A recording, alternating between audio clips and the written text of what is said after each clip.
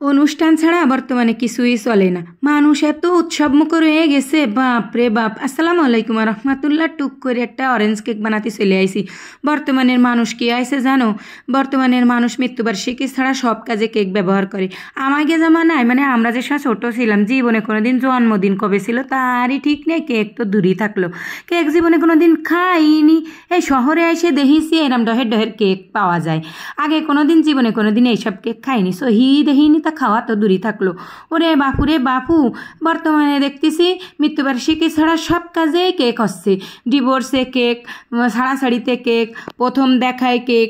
ও মা, কেক ছাড়া বলে চলেই না। জন্মদিন তো আছে, আবারই গন্ডগোল বাঁধেছে, সেটা মিল মহব্বত করতে গেলেই কেক। কেক ছাড়া চলবেই না, মানে যা হাক দি মরতে গেলেও মনে হয় কেক লাগতেছে বর্তমানে। তা যাই হোক, এখন জন্মদিনের কেক আমি তো দেখতেছি অনলাইন জগতে বিটি মানুষ যে যেখানে আসে, হয় শাড়ি কাপড়ের বিজনেস করতেছে, তাই না হলেই কেকের। আমিও তার কম যাই নে, আমিও কেকের ব্যবসা শুরু করে দিছি। এই দেখো কি ডহের ডহের কেক বানানো শিখে গেছি। বাপুরে বাপু, আমি তো যে পয়লা দিন যে কেকটা বানাইলাম, ওই কেকটা দিয়ে তো 3 বছর দাঁত মাজা যাবে, সে তো তোমরা জানো, দেখিসাও। আর যদি না দেখে তাও আমার পুরনো ভিডিওগুলোর মধ্যে দেখে আসানে যে আমি পয়লা জীবনে কি কেক বানাইলাম। বাবা রে বাবা, আমার খোকার জন্মদিনে গত বছরে সেই কেক বানানোর পরে আমার জেদ লাগিল, তারপরে এই যে কেক বানানো শিখে গেছি। ভালো ডহের কেক বানাতে পারি, এখন সেই কেক দিয়ে ব্যবসাও করতেছি।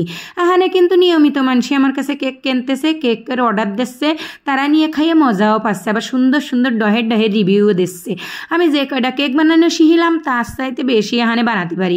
ওই রসমালাই কেক বানানো শিখে গেছি, কত ধরনের কেক যা আমাদের ট্রেনিংয়ে শিখায়নি সেও শিখে গেছি।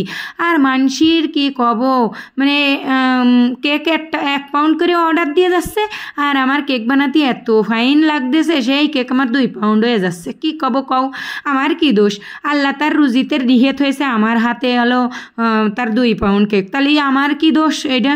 তা আমার যে করেই হোক আমার হাত দিয়ে তো তার কাছেই যাবে, এটা তো আমি মাফ করলেও হবে না, আমি কিছু করলেও হবে না। আল্লাহ তো লিখে থুয়ে দিয়েছে যে আমার কাছে অর্ডার করলেই সে 2 পাউন্ড পেয়ে যাবে। আর কেক বানাতে বসলে আমার ডিজাইন না করলে ভালো ঠেয় না। তা সে যাই হোক, তারপরেও আমার হলো ডিজাইন করতে ভালো ঠেয়। তা এই যে সেই অরেঞ্জ কালারের কেকটা কিন্তু বানাই ফেলাই দিছি।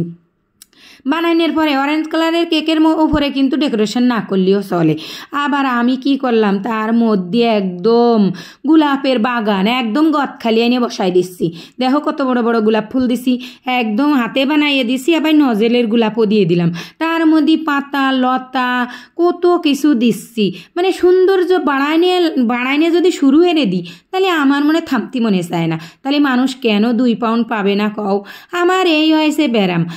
আহানে যদি এইরকম বড় বড় কেক মানসি খায়, তারপরে যে সময় আমি মাইফে জুফে বেশ পানি, তারপরে কি আর আমার কাছ থেকে কেউ এই ছোটো কেক নেবে না কও?